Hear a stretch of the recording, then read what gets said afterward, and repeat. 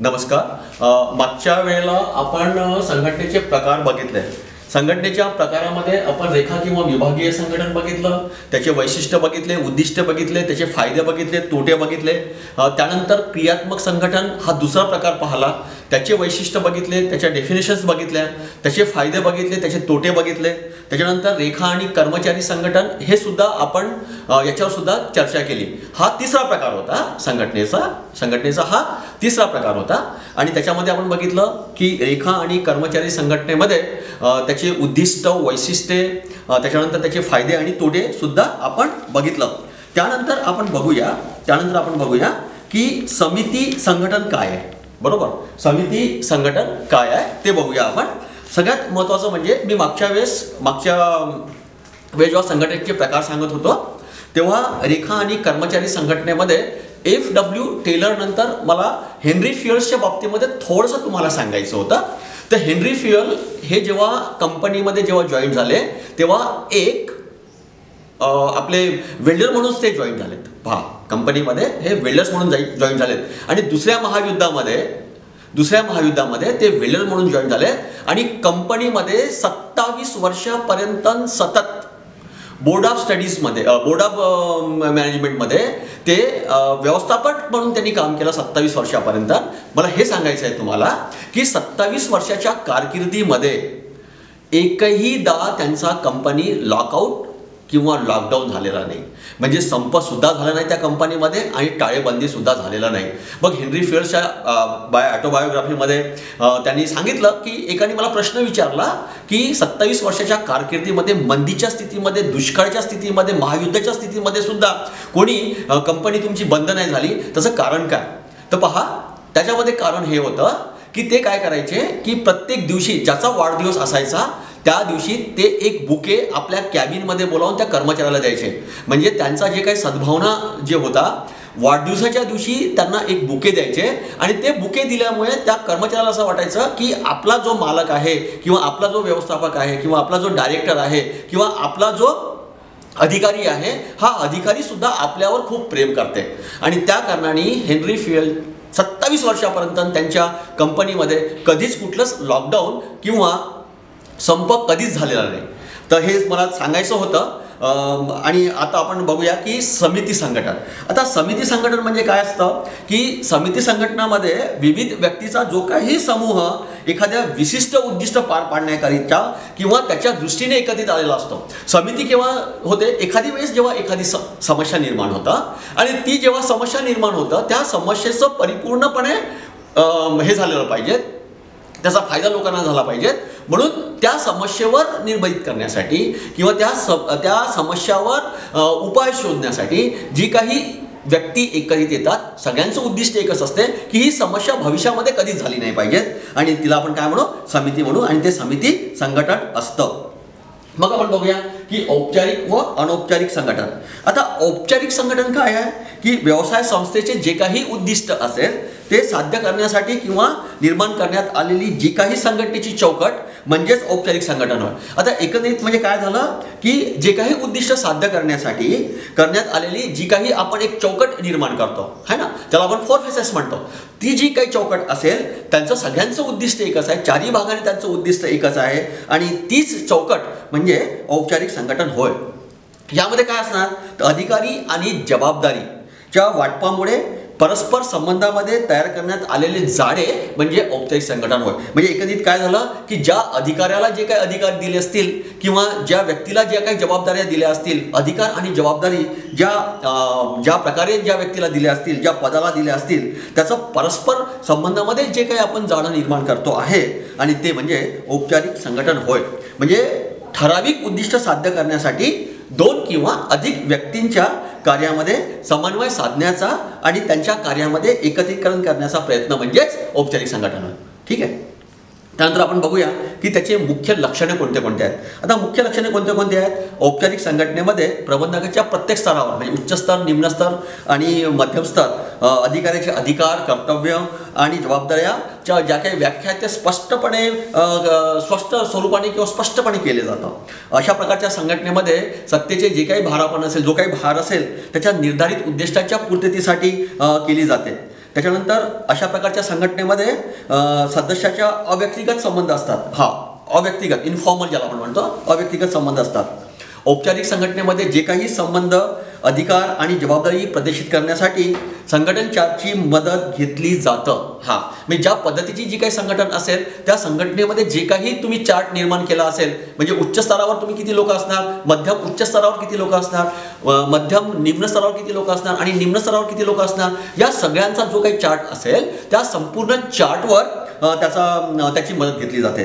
आणि अशा प्रकारच्या संघटनेमध्ये, औपचारिक संघटनेमध्ये आदेशाच्या एकतेच्या सिद्धांताचं पालन खूप मोठ्या प्रमाणामध्ये करण्यात येतं. म्हणजे जे काही आदेश दिलं जातं त्या आदेशामध्ये कोणीही कुठेही काहीही करणार नाही, योग्य प्रकारे आणि योग्य वेळी त्याची अंमलबजावणी होते. त्याचप्रमाणे त्या संघटनेमध्ये ज्या काही प्रत्येक व्यक्तीचं जे काही कर्तव्य असेल किंवा जे काही अधिकार असतील किंवा जे काही जबाबदारी असेल ती प्रकट करण्यासाठी संघटनेचा मॅन्युअलचा उपयोग करण्यात येतो. म्हणजे मॅन्युअल्समध्ये या व्यक्तीला कोणतं काम आहे, त्या व्यक्तीला कोणतं काम आहे, त्याची जबाबदारी कोणती आहे किंवा त्याचं कर्तव्य कोणते आहेत, असं जे काही मॅन्युअल असेल त्या मॅन्युअल्सनुसार त्याचा उपयोग केला जातो. औपचारिक संघटनेमध्ये पुन्हा काय होतं, नियम, नीती आणि कार्यपद्धतीचा उपयोग केला जातो. पॉलिसी मेकिंग खूप अफेक्टेबल असतं औपचारिकमध्ये. कारण की समजा जर का ती नीती समजा योग्य प्रकारे समजा इम्प्लिमेंटेशन नाही झाली तर मग त्याच्यामध्ये कोणतंही काम चांगल्या प्रकारे होऊ शकणार नाही. मग या औपचारिक संघटनेचे वैशिष्ट्य काय आहे, तर औपचारिक संघटन ही कशी आहे, अव्यक्तिगत आहे, अव्यक्तिगत असतं. दुसरी, या संघटना रचना कशी आहे, सामान्याच्या उद्देशासाठी पूर्तीसाठी केली जाते. त्याच्यानंतर औपचारिक संघटनेमध्ये प्रत्येक व्यक्तीचे कामे कशी असतात, ठरवलेली असतात. औपचारिक संघटनेमध्ये जे काही अधिकाराचं जे वाटप केलं जातं ते वाटप उच्च स्तरावरून निम्न स्तरावर येतं. औपचारिक संघटनामध्ये कसं असतं, प्रशासनातर्फे करण्यात येते. हे लक्षात ठेवा, औपचारिक संघटन हे प्रशासनातर्फे करण्यात येतं आणि हे सगळ्यात महत्त्वाचं वैशिष्ट्य आहे. औपचारिक संघटनामध्ये जे काही उपक्रमाचे हित असतील ते हित लक्षात घेऊन केलं जातं.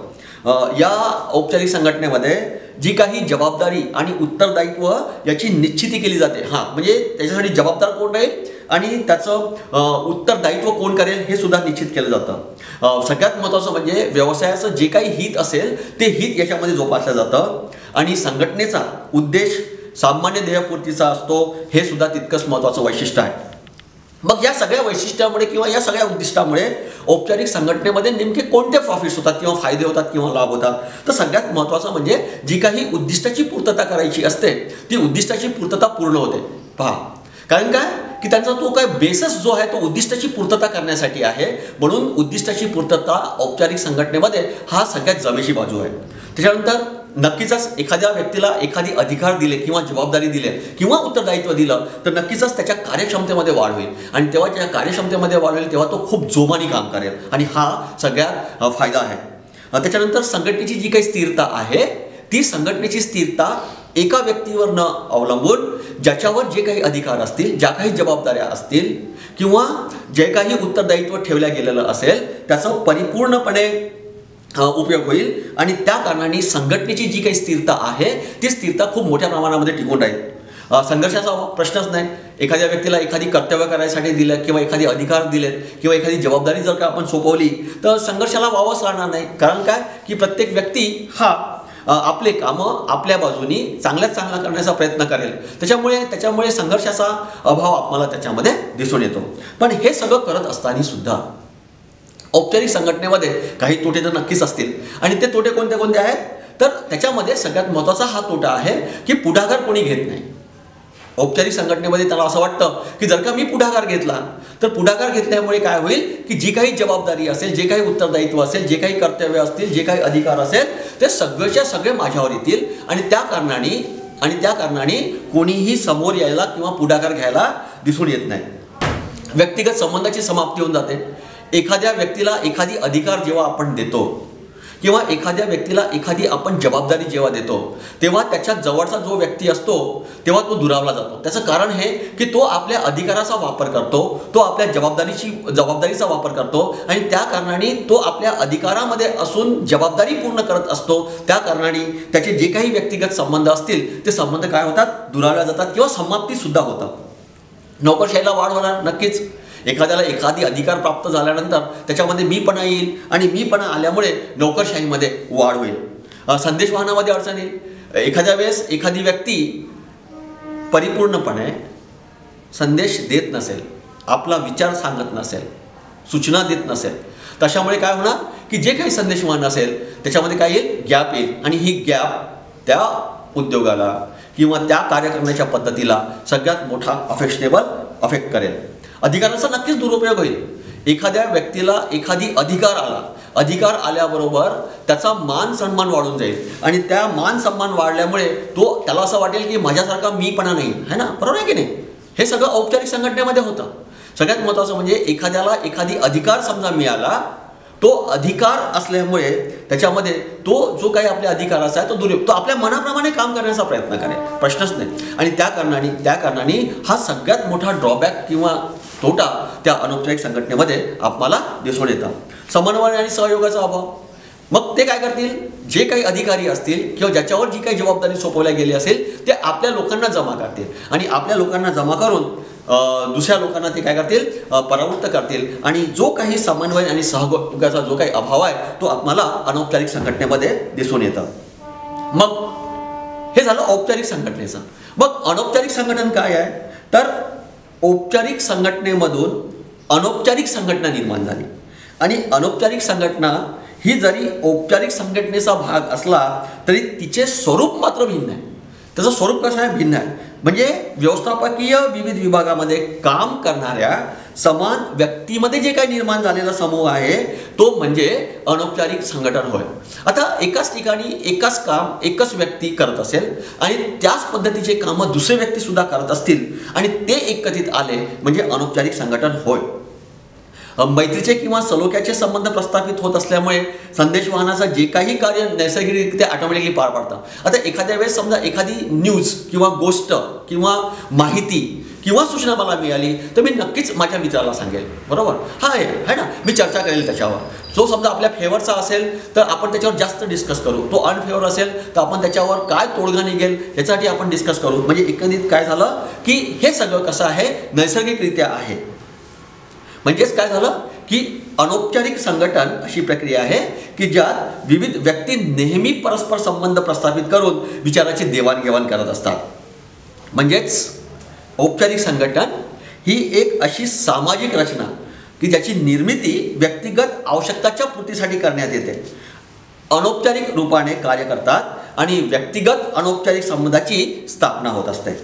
मग या सगळ्यात आपण असं दिसून येईल की मग याची लक्षणं काय आहे, अनौपचारिक संघटनेचं लक्षण आपण कशावरून बघू किंवा समजू की इथे अनौपचारिक संघटना प्रस्थापित केली गेलेली आहे। तर त्याच्यासाठी सगळ्यात पहिलं आणि महत्त्वाचं म्हणजे अनौपचारिक संघटनेची जी काही निर्मिती असतं ती स्वतःच होत असते, ऑटोमॅटिकली होत असते आणि तसेच व्यक्तिगत गरजा ज्या असतात किंवा व्यक्तिगत गरजांच्या पूर्ततेसाठी होत असते। असे संघटन प्रबंधकाच्या सर्व स्तरावरून दिसून येते। म्हणजे आम्हाला उच्च स्तरावर सुद्धा अनौपचारिक संघटना दिसून येतं, त्याच्यानंतर मध्यम उच्च संघटनेमध्ये दिसून येतं, मध्यम निम्न स्तरावर दिसून येतं आणि निम्न स्तरावर सुद्धा आपल्याला अशा प्रकारच्या संघटना दिसून येतात। संघटन चार्टच्या मदतीने जे काही प्रदर्शित करता येते त्या सगळ्या सदस्यांमध्ये संघटन व्यवस्था कायम ठेवणे तसेच कार्याच्या निष्पादनासाठी बनवल्या जातात, है ना? जे काही कार्याचं निष्पादन असेल त्यासाठी म्हणजे बाबा रे किती काम झालं, काय झालं, कसं झालं, कशा पद्धतीने झालं याचं जे काही निष्पादन करायचं असेल तरी सुद्धा अनौपचारिक संघटन तुम्हाला दिसून येतं। अशा प्रकारच्या संघटनेमध्ये सुद्धा परंपरा तसेच नियम असतात, परंतु ते लिखित नसतात। नियम असतात प्रत्येक ठिकाणी, जिथे काही कार्य येतं, जिथे काही अधिकार येतात, जिथे काही जबाबदारी येतं तिथे सगळे नियम असतात, पण असे नियम कुठेही लिहिले गेलेले नाही आहेत। अशा प्रकारचं जे काही संघटन असेल ते सामाजिक रीतिरिवाज आणि पारस्परिक संबंधाचे परिणाम असतात, बरोबर ना? मी याच्या आधीच म्हटलं की एखाद्या व्यक्तीला एखादी अधिकार दिला, एखाद्या व्यक्तीला एखादी जबाबदारी दिली तर तो त्या जबाबदारीचा आणि अधिकाराचा गैरफायदा घेऊ शकतो आणि तो आपले संबंध आपल्या नातेवाईकाला प्रस्थापित करू शकतो। मग याचे वैशिष्ट्य काय आहे, अनौपचारिक संघटनेचे वैशिष्ट्य काय आहे? तर सगळ्यात महत्त्वाचं वैशिष्ट्य हे आहे की संघटन प्रकार हा औपचारिक संघटनाचा पूरक असतात। पहा मी काय म्हणताय, जे काही संघटन प्रकार आहेत ते औपचारिक संघटनाचा काय आहे, पूरक असतात। या संघटनेमुळे कर्मचाऱ्यांचे मनोबल वाढते, नक्कीच, बरोबर? सगळ्यात महत्त्वाचं वैशिष्ट्य काय आहे की अनौपचारिक संघटनेमुळे जी काही जबाबदारी ज्या व्यक्तीला दिली असेल तो काम करण्यामध्ये प्रवृत्त होतो. अनौपचारिक संघटन स्वयंप्रेरणित असतात, है ना. म्हणजे मला असं वाटलं म्हणून मी त्याला सांगितलं काम, त्याने ते काम केलं, है ना, बरोबर. म्हणजे मी स्वप्रेरित होऊन ते काम करेन. अनौपचारिक संघटन हे मुख्य संघटनेचा भाग असतो. जी काही संघटना असेल त्या मुख्य संघटनेचा एक भाग म्हणजे अनौपचारिक संघटन होय. त्याचप्रमाणे संघटन प्रकार व्यवस्थापनाच्या सर्व स्तरावरून दिसून येते. सगळ्यात महत्त्वाचं वैशिष्ट्य मी 1 मिनिट आधीच म्हटलं की उच्च स्तरावर सुद्धा अनौपचारिक संघटन दिसून येतं, मध्यम स्तरावर सुद्धा अनौपचारिक संघटन दिसून येतं आणि निम्न स्तरावर सुद्धा अनौपचारिक संघटन आपल्याला दिसून येतं.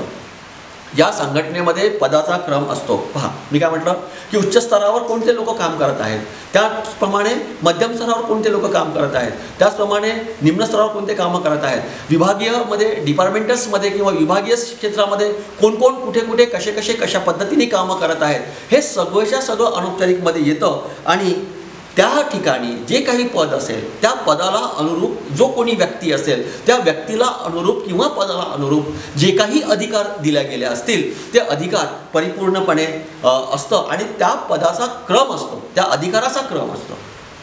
याच्यातले फायदे कोणते कोणते आहेत तर सामाजिक गरजांची पूर्तता होईल. नक्कीच तुम्ही एकमेकाला सहाय्य करणार तर तुम्ही नक्कीच तुमच्या सामाजिक गरजांची काय होईल पूर्तता होईल.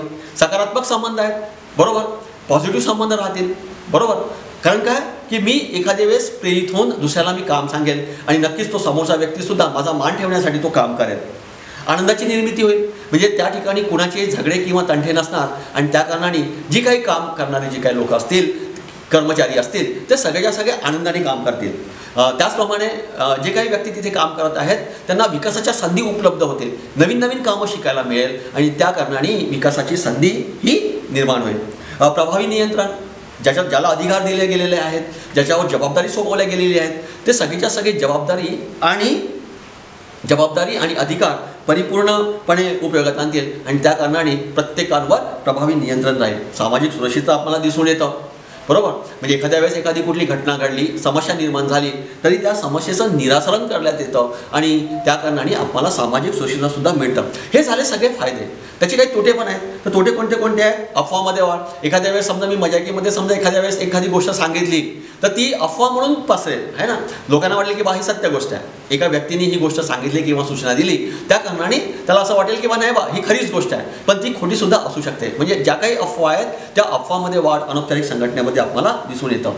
विनाशकारीचं स्वरूप आपल्याला दिसून असेल, म्हणजे कसं असेल की भीडच्या स्वरूपामध्ये जे काही गोष्टी उपलब्ध होतात किंवा भीड किंवा जास्त लोकांमध्ये जी गोष्ट पसरवल्या जातं ती कशी असतं, विनाशकारी स्वरूपाची असतं. आणि हा सगळ्यात मोठा दोष अनौपचारिक संघटनेमध्ये आपल्याला दिसून येतं. नकारात्मक दृष्टिकोन, मी कशाला करू काम, बरोबर. एखाद्या वेळेस एखाद्या व्यक्तीला काम सोपवण्यात आलं आणि त्याला वाटलं की बा मीच कशाला करू काम, आहे ना. म्हणजे त्या कारणाने नकारात्मक दृष्टिकोनसुद्धा आपल्याला अनौपचारिक संघटनेमध्ये दिसून येतं. औपचारिकतेचा अभाव असतो. कारण काय की कर्तव्य, अधिकार आणि जबाबदाऱ्यांच्या स्पष्ट व्याख्या नसल्यामुळे, अर्थातच जी काही संघटनात्मक रचनेत संबंधाची जी काही व्याख्या असेल किंवा व्याख्या नसल्यामुळे कार्यात दुहेरीपणा आपल्याला दिसून येतं आणि त्याचा टकराव होतो, है ना. मी कशाला करू असं समजा आलं, म्हणजे औपचारिकतेने काम करू की अनौपचारिकतेने काम करू, जेव्हा अशा दोन्ही गोष्टीचा टकराव होईल, क्रायसिस होईल, तेव्हा आपल्याला सगळ्यात मोठा त्याच्यात आपल्याला औपचारिकतेचा अभाव आपल्याला दिसून येईल. संघटनेमध्ये उदासीनता दिसून येईल.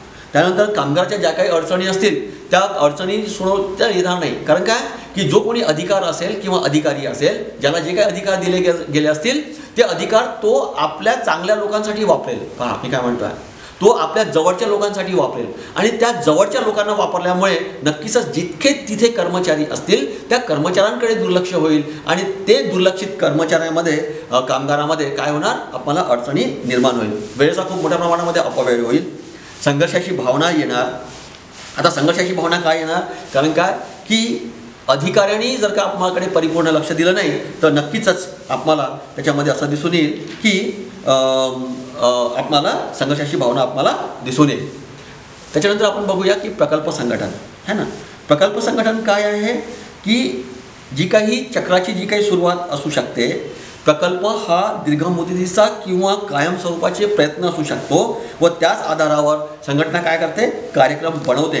म्हणजे एकंदरीत काय झालं, ज्याला आपण प्रोजेक्ट ऑर्गनायझेशन म्हणतो की एकदा तो प्रोजेक्ट संपला प्रोजेक्ट संपला की बाकी सगळं संपून जातं है ना. आपण बघितलं असेल की ब्रिज किंवा रोडचा आपण एखाद्याला कॉन्ट्रॅक्ट देऊन टाकला म्हणजे तो तो काय असणार, तो एक पर्टिक्युलर प्रोजेक्ट असणार. जसं की संकल्प प्रोजेक्ट, रोड बनत आहे कुठून, नागपूरपासून तर मुंबईपर्यंत. हा जो प्रकल्प आहे, हा प्रकल्प कसा असेल, सुलभ असेल, प्रश्नच नाही. आणि काय की तो प्रकल्प संपल्याबरोबर ते सगळी जितकी काही संघटनांमध्ये जे काही इन्क्लूड झाले असतील ते सगळे काय होतील, डिस्ट्रीब्यूट होऊन जातील, संपून जाईल. म्हणजे एखाद्याला एखादी कॉन्ट्रॅक्ट दिला तर तो कॉन्ट्रॅक्ट परिपूर्ण होतपर्यंत तो त्याचा संघटन अस्तित्वात राहील आणि नंतर ते काय होणार, डिस होऊन जाणार, म्हणजे नष्ट होऊन जाणार. नष्ट म्हणण्यापेक्षा संपून जाणार हा शब्द खूप चांगला आहे. मग त्याचे फायदे कोणते कोणते आहेत, तर ठरवलेले विशिष्ट व निश्चित उद्दिष्ट प्राप्त करण्याकरता प्रकल्प संघटन फायदेशीर असतं. म्हणजे एकदा प्रोजेक्ट पास झालेलं की नाही बा, हा प्रोजेक्ट आहे आणि या प्रोजेक्टमध्ये हे लोक काम करतील आणि हा प्रोजेक्ट संपला की झालं. म्हणजे ज्याचं जे काही उद्दिष्ट असेल, निश्चित उद्दिष्ट असेल, ते निश्चित उद्दिष्ट सापडलं झालं की ते संपलं. विविध व्यक्ती व व्यक्ती समूहाचा किंवा कला कौशल्याचा, ज्ञानाचा मोठ्या प्रमाणामध्ये उपयोग करता येतो. म्हणजे कमीत कमी किमतीमध्ये, कमीत कमी वेळेमध्ये, कमीत कमी कामगारांचा उपयोग करून आपण जास्तीत जास्त चांगलं काम करण्याचा प्रयत्न करतो या प्रकल्पामध्ये. आणि प्रकल्पामध्ये पुन्हा काय असतं की सगळ्यात महत्त्वाचं म्हणजे हित जोपासलं जातं, कार्याच्या कामावर नियंत्रण ठेवलं जातं. हे तोटे कोणते कोणते आहेत की तज्ज्ञ व्यक्तीची आवश्यकता असते, प्रश्नच नाही. प्रोजेक्ट म्हटलं की तज्ज्ञ व्यक्ती आले आणि तज्ज्ञ व्यक्तीच्या अभावामुळे प्रकल्प संघटनेमध्ये आपल्याला खूप मोठा फरक जाणू शकतो किंवा दिसतो. मोठ्या प्रमाणामध्ये जी काही माहितीची जी काही जुळवाजुळव करावी लागते त्यामुळे माहितीचा अभाव आपल्याला दिसून येतो. त्वरित निर्णय घेता येत नाही, मूल्यमापनाचा अभाव दिसून येतो. म्हणजे काय की आज किती काम झालं, उद्या किती होणार, परवा किती होणार याची निश्चिती नसतं, पण टाईम पिरियड मात्र ठरवला जातो. पण तो टाईम पिरियड ठरवल्या गेल्यामुळे आपल्याला असं दिसून येतं की बा नाही, याच्यामध्ये आपल्याला वेळ आहे पण त्या वेळेच्या आतमध्ये आपल्याला हा पूर्ण प्रोजेक्ट कंप्लीट करायचा आहे आणि तेच प्रोजेक्ट संघटन असतं. त्यानंतर आपण बघूया की मॅट्रिक्स संघटन काय आहे. आता मॅट्रिक्स संघटन काय आहे की हे मॅट्रिक्स संघटन हे एक शुद्ध प्रकल्प संघटन आहे. पहा मी काय म्हणताय, तुम्ही 12व्या वर्गामध्ये सायन्स समजा तुमचं असेल ज्या विद्यार्थ्यांचं, तर त्याच्यामध्ये तुम्ही अल्जेब्रामध्ये मॅट्रिक्स नावाचं तुम्ही गणितं शिकले असतील, बरोबर. तर हे मॅट्रिक्स काय सांगतं की तंतोतंत मॅट्रिक्स तुम्हाला काय देऊन जातं, तंतोतंत. खूप असतात तिथे, खूप स्पेसेस असतात, खूप व्यक्ती असतात आणि त्या व्यक्तीमधून आपल्याला काय करायचं असतं, एक पर्टिक्युलर प्रोजेक्ट तयार करायचं असतं आणि तेच म्हणजे काय आहे, मॅट्रिक्स आहे आणि तेच मॅट्रिक्स संघटन आहे. ह्याचे फायदे कोणते कोणते आहेत, ती संघटन प्रकारामुळे समस्याचं निराकरण काय होतं, तत्परतेने करण्यात येतं. संघटन प्रकरणामध्ये तज्ज्ञ व्यक्तीचं जे काही मार्गदर्शन आहे ते प्राप्त झालेले असते आणि या प्रकरणामुळे नियंत्रणाला काय मिळतो, आधार मिळतो आणि नवनवीन संशोधन पद्धतीला वाव मिळतो. त्याचप्रमाणे कर्मचाऱ्याला अभिप्रेरणा निर्माण येते किंवा करता येते. हा सगळ्यात मोठ्या जमेची बाजू आहे मॅट्रिक्स संघटनेमध्ये. मग तोटे काय काय आहेत, तर याच्यामध्ये विविध तज्ज्ञ व्यक्तींची जुळवाजुळव करावी लागते. खूप एक्सपर्ट्स लोक लागतील. एक वेळचं प्रोजेक्ट संघटनमध्ये आपल्याला कमी त्याचा हे होईल, प्रकल्प संघटनेमध्ये आपल्याला त्याचे कमी तज्ज्ञ लोक लागतील, परंतु यामध्ये एकदम तज्ज्ञ व्यक्तींची जुळवाजुळव करावी लागेल. त्याचप्रमाणे आपल्याला संघटन प्रकारामध्ये जी काही खर्चाची जी काही पातळी आहे ती महत्तम असते आणि कर्मचारी व अधिकारी यांच्यामध्ये नेहमी संघर्ष होण्याची शक्यता असते. कारण काय की एक्सपर्ट एक म्हणतो आणि कामगार एक म्हणतो आणि दोघांची जुळवाजुळव करत असताना नेमकं संघर्ष आपल्याला दिसून येतो. आदर्श संघटन काय आहे, तर आदर्श संघटन अशा संघटनेची आहे की जे उपक्रमाच्या लक्ष्यांना प्राप्त करण्यासाठी सक्षम असतील. अशा संघटनाची किंवा साधनाची जी काही पर्याप्त आवश्यकता असेल, पीटर ड्रुकर सरांनी हे म्हटलेलं आहे की सर्वोत्तम संघटन तोच असतो जो सामान्य व्यक्तींना असामान्य कार्य करण्यासाठी मदत करते. पहा मी काय म्हणताय, संघटन तेच असतं की ज्या पद्धतीने सामान्य व्यक्तींना असामान्य कार्य करण्यासाठी जो कोणी प्रवृत्त करतो किंवा मदत करतो तेच खरं संघटन आहे, बरोबर, प्रश्नच नाही. एखाद्या वेळेस एखादी ॲक्सिडेंट झाला आणि तो ॲक्सिडेंट आपण रस्त्यावर बघत आहे, सगळ्यांनी बघत आहेत, पण एखादी व्यक्तीच असा असतो की त्या ॲक्सिडेंट झालेल्या व्यक्तीला उचलून दवाखान्यात नेण्यासाठी तो तत्पर असतो आणि ती खरी मदत म्हणजे त्या भीडमध्ये किंवा त्या संघटनेमध्ये किंवा औपचारिक संघटनेमध्ये किंवा अनौपचारिक संघटनेमध्ये तो व्यक्तीच हा खरा हे असतो. मग आदर्श संघटनेची वैशिष्ट्य काय आहेत? तर प्रभावशाली नेतृत्व असतं, पर्याप्त साधनाचा भार असतो, स्वायत्तत्व असते, नक्कीच लवचिकता आहे कारण की स्वतःहून स्वतः काम करतो, स्पष्ट उद्देश असतात, सुदृढ क्रियात्मक संबंध असतात, प्रभावपूर्ण संप्रेषण असतं. हां बरोबर, काम करण्याची तरा जी असते ती फोर्सफुली असते. कर्मचाऱ्यांचे जे काही मनोबल असेल ते उंच मनोबल करण्याचं येतं. अधिकार व कर्तव्याचे स्पष्ट विभाजन असते, म्हणजे अधिकार कोणाला द्यायचं आणि कर्तव्य कोणाला द्यायचं याचं स्पष्ट विभाजन आपल्याला दिसून येते. नियंत्रणामध्ये उचित क्षेत्र कोणतं आहे ते आपल्याला दिसून येतं. समाधानाच्या भावनेचा विकास झालेला आपल्याला दिसून येतो. विशिष्टीकरण, एक स्वस्थ संघटनेमध्ये जे काही विशिष्टीकरणाची योजना लागू होते आणि आवश्यक असेल त्या विशिष्टीकरणाच्या योजनेअंतर्गत प्रत्येक व्यक्तीला असेच काम द्यावे की ज्याकरिता त्याची शारीरिक व मानसिक दृष्टीने योग्य व तयार असेल. बरोबर, संघटनात्मक संतुलन असेल, उद्देशाप्रती सर्वच्या सर्व कर्मचारी अधिकारी ज्यांच्यावर जबाबदारी दिली ते सगळ्याच्या सगळे जागृत असतील, कर्मचाऱ्यांना विकासाच्या संधी भेटतील, प्रभावशाली समन्वय असेल.